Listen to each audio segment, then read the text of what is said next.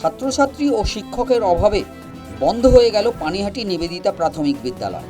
যে সরকারি বিদ্যালয় একসময় মাথা উঁচু করে দাঁড়িয়ে সমাজ গড়ত, বর্তমানে প্রযুক্তির সঙ্গে পাল্লা দিতে গিয়ে সে এখন বৃদ্ধ।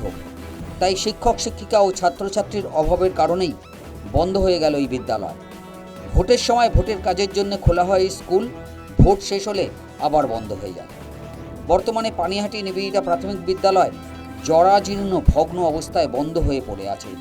চারিদিকে আগাছার জঙ্গল, সিমেন্ট খসে বেরিয়ে পড়ছে ইট, বালির মাঝে গাছের শিকড় কামড়ে রয়েছে দেয়াল।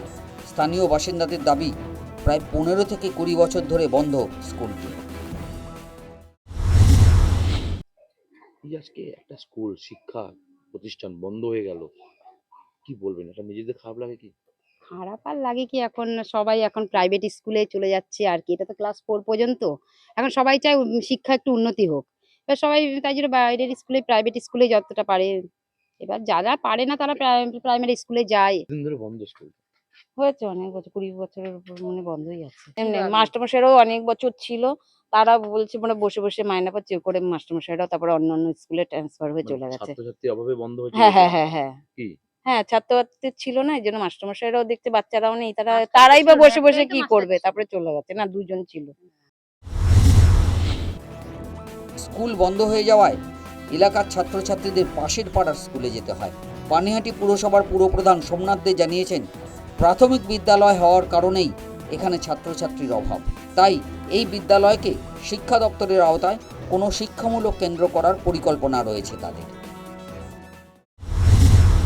এইসব স্কুলগুলো যেহেতু ক্লাস 1 থেকে 4 অবধি, তারপরে 5 আবার হাই স্কুলে নিয়ে যেতে হবে অন্য স্কুলে, যার জন্য এই জায়গায় এই স্কুলগুলো, প্রাইমারি স্কুলগুলো এই পরিস্থিতি হচ্ছে।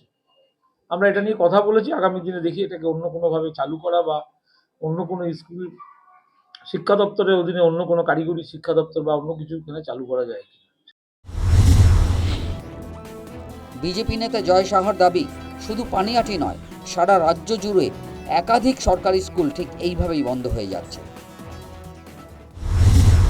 আগে এই পানিহাটি অঞ্চলেই ভালো স্কুল বলতে আমরা সরকারি স্কুলগুলোর নাম জানতাম, কিন্তু এখন কোনো পরিবারের ছেলেই মানে মা বাবারা চায় না যে তাদের ছেলে মেয়েরা কোনো সরকারি স্কুলে পড়ুক, যত কষ্টই হোক তারা প্রাইভেট স্কুলে পাঠাতে চায়। তার কারণ শিক্ষক নেই, যারা পড়াশোনা করাচ্ছে তারা হয়তো নিজেদেরই যোগ্যতা নিয়ে সন্দেহ হচ্ছে এখন মানুষের। তারা চেয়ারে বসে আছে, তাদের নিজেদের শিক্ষাগত যোগ্যতা নিয়ে তো প্রশ্নচিহ্ন রয়েছে।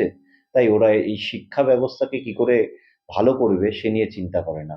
মানুষ যদি শিক্ষিত হয় তাহলে তো আর তাদেরকে ভাতা দিয়ে মুখ বন্ধ করিয়ে রাখতে পারবে না। শিক্ষিত হলে চাকরি চাইবে, চাকরি কোথা থেকে দেবে? ঘটনায় শুরু হয়েছে রাজনৈতিক তরজা। বিরোধীদের দাবি, রাজ্য জুড়ে ভেঙে পড়ছে শিক্ষা ব্যবস্থা, ফলে বন্ধ হয়ে যাচ্ছে স্কুলগুলি। News time.